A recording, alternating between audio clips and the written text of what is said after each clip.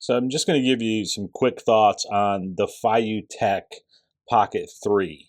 Let me start off by saying it's a great little camera for shooting B-roll, or just if you're in the need of something to go to quickly to get an action shot. Super smooth as far as shooting certain shots and really creative shots that you couldn't get otherwise, or at least you couldn't get without this type of gear. It's got one thing about it that I didn't really like. Everything else is really nice about this camera, but that one thing may or may not be something that is going to be a deal breaker for you. So probably want to stick around because I'm going to show you what all it can do.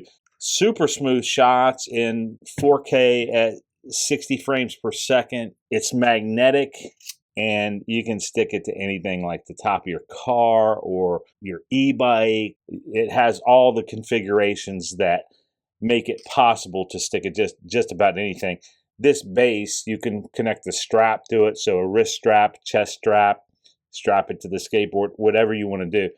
But this base, this is magnetic. This will allow you to connect straps. It has a protector there that goes around those two, just so it doesn't slip off the base. Probably not going to come off anyway. I don't know that I'll ever use this protector, but it's there for you if you want to use it. If you're to use this rubber piece that goes around to protect, and you're to use this, obviously it's going to push that down. And so I don't know. To me, it's more important to have this than this on, and I don't know that I ever really need that. That fits onto there, and it just slides and connects. This is a touchscreen. It does all the things, okay, that a gimbal would do, and it makes it really, really smooth. Here's the thing that you're not going to like about it. And it's not a limitation in video quality. It doesn't have any ability to use an external microphone. So the lack of being able to use an external microphone for me is kind of a deal breaker when it comes to having this record me when I'm doing stuff. Even though it has all the things, it has the face tracking, it has object tracking. Object tracking I use. I just don't use the face tracking because I'm usually the one on camera talking, and I can't really use that without an external microphone. It's just the audio quality. If I get, 5 yards away from this thing, the microphone that's built into it is doing me no good. So that, for me, is a deal breaker for that use. But it's a great little camera for picking up B-roll and for using it for many other shots. Much more stable than your cell phone when you're just holding it. Even though the cell phones have really good image stabilization, nothing beats a gimbal. We don't always want to set these up.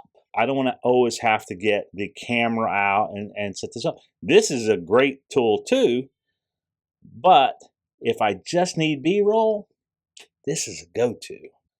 This is something I can just grab out of my bag and just go.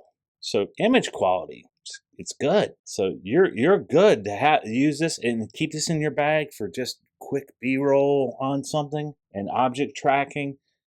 Perfect. But if you're looking for external microphones, this is not going to be the thing. There's no way to hook an external microphone up. And if you're relying on the microphone here, I've got to be honest, when you're in this configuration, the microphone here defaults to this when you connect it. This is not the best microphone placement, and you can figure out why, because when you hold it, your hand will often go in front of that microphone. If you hold it like this, you're good, if it's close enough to you. But if you put this on a longer selfie stick or something like that, you're just not going to get the audio quality that you really need.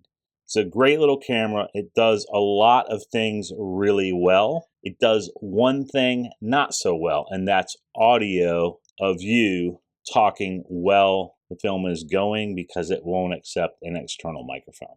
That's the only flaw.